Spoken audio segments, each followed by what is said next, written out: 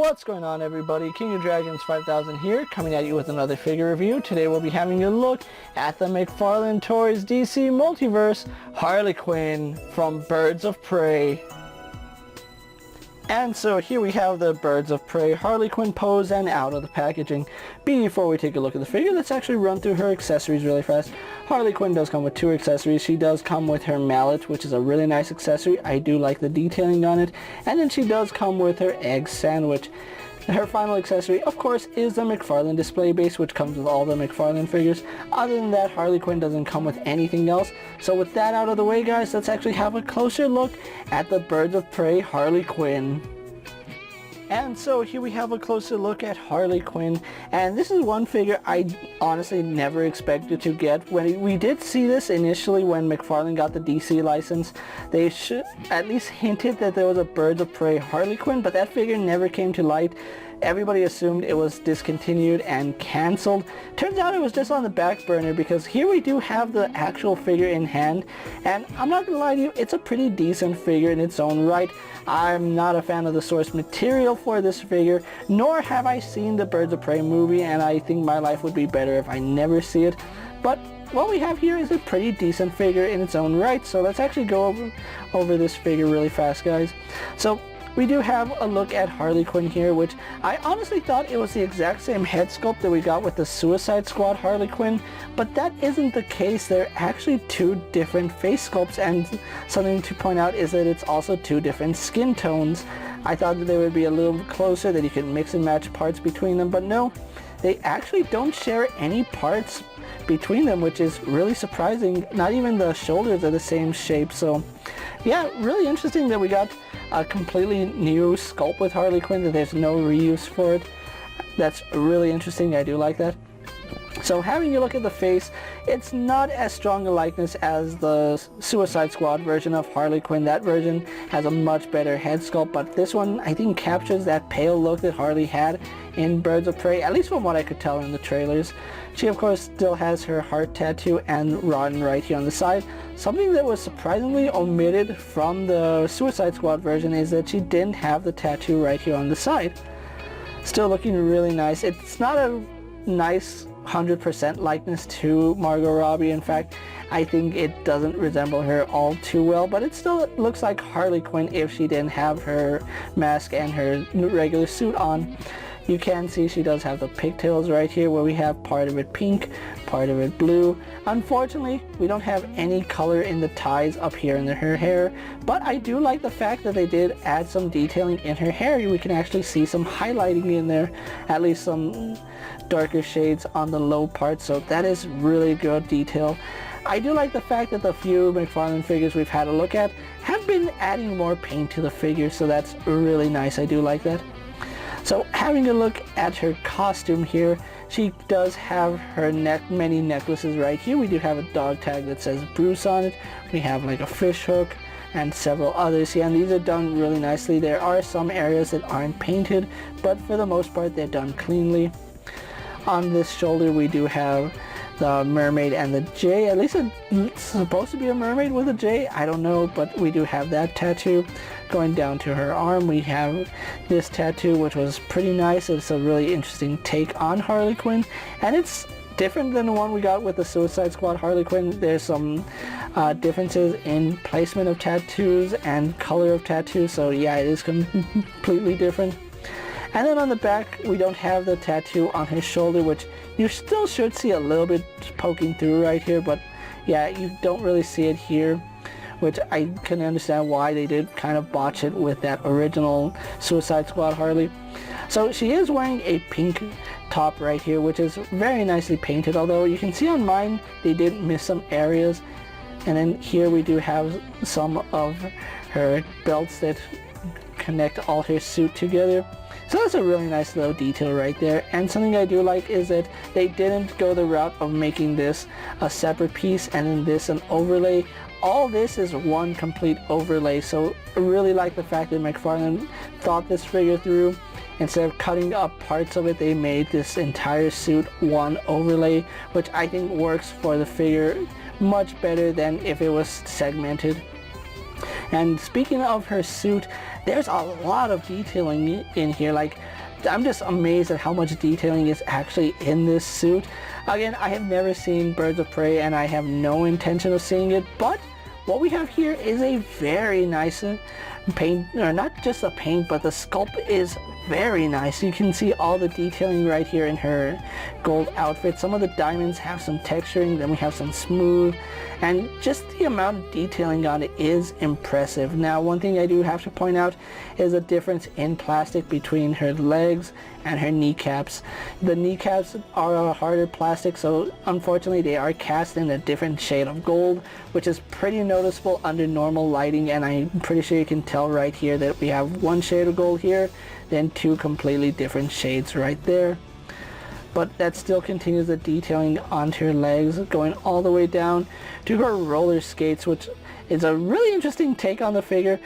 I do like the roller skates. They do look really nice, and they did add some spots that you can add a support stand, so that's really nice, and it gives her a really solid base, especially with these added parts. So overall, McFarlane has done a really good job here in sculpting, and just the paint is really nice. We do have some blues and some pinks on it, which look really nice, and you can see the pink is on the inside on both of them, and then we have the lighter blue on the outside. So overall, Harley Quinn here has some impressive detailing, and I really do like it. It's really good that we got this figure after thinking that it was cancelled. Me, I really wouldn't mind if we never got it, but having it in hand, it's a really impressive figure, so I gotta give credit where credit is due. So with that out of the way, guys, let's actually get it compared to other figures you may have in your collection.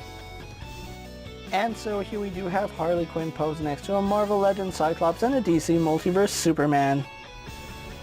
And so here we have Harley Quinn posed next to a WWE Elite Scale figure and a Mezco 1/12 Collective Popeye the Sailor Man. Here we have Harley Quinn posed next to a Lightning Collection White Ranger and a Star Wars Black Series Mandalorian. And for our final comparison, here we do have the McFarlane Birds of Prey Harley Quinn posed next to the McFarlane Suicide Squad Harley Quinn. So with the comparisons out of the way, let's actually have a look at Harley Quinn's articulation. Now, Harley Quinn does have a double ball joint in the head, which does let her look up surprisingly well. I do like that bit of articulation, and she can look down. We do get some really nice head pivots, so that's really good. Then we have left and right rotation, really good range of movement there. Then we have a second ball joint here in the neck, which can help her look down, it can help her look up, although for reals, you just need that ball joint here in her head to make her look up, and it does help with side to side. Be aware that if you don't have it posed right, it does kind of give her like a hunched over look, so yeah, be aware of how you have that neck pose and how you have her torso, because if you have her too far forward, she looks hunched over.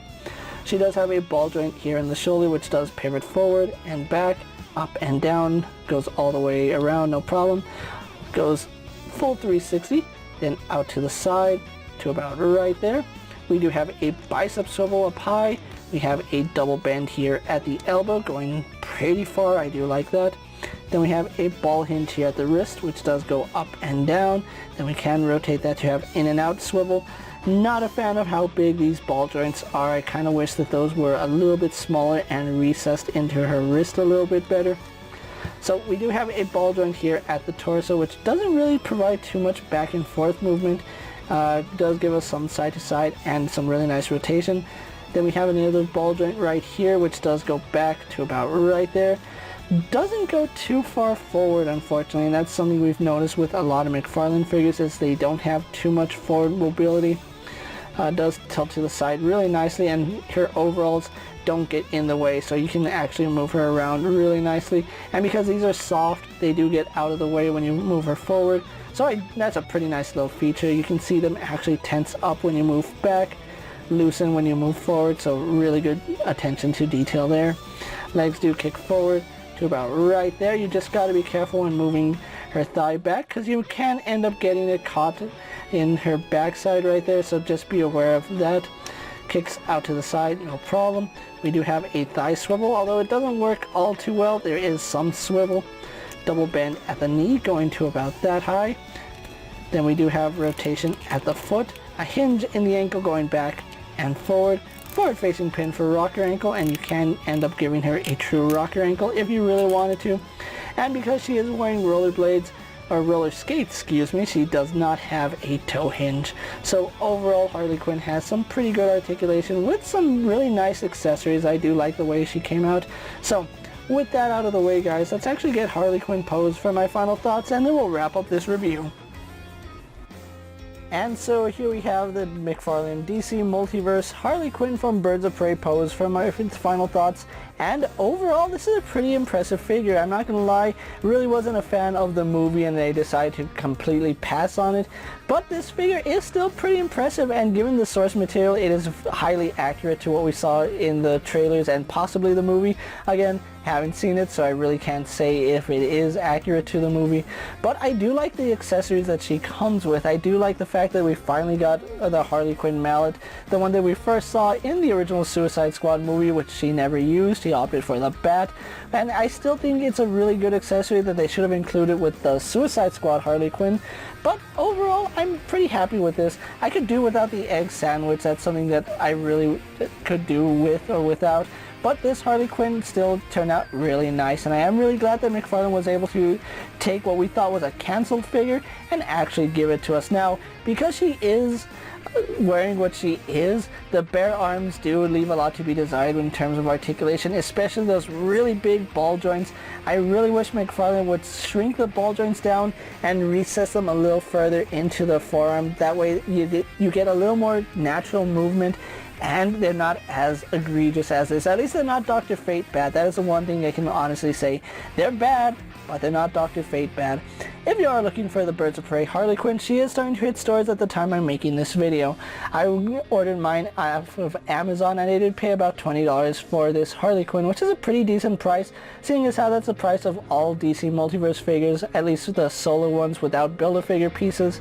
Harley Quinn will run you $20 if you find her at Walmart, Target, Amazon, or even Walgreens, but I do recommend picking her up from online retailers, especially if you don't want to go out right now. That's probably the best solution, which I honestly don't blame you guys if you guys want to stay in. People are crazy, especially during the holidays, and it's not worth the headache. So with that being said, guys, I'm KingofDragons 5000. Don't forget to like this video, leave a comment, subscribe to my channel. Go ahead and check out all my other action figure reviews as well as all my other DC Multiverse videos. Hopefully you find them informative. As always, if there's a figure you'd like to see me review, let me know down in the comments, and if it's in my collection, I'll gladly have a look at it. While you're at it, check out my Instagram account for new and exciting action figure photos, and as always, ring that bell to be notified every time I upload a video. Until next time, guys, I'll see you later. Take care, everyone.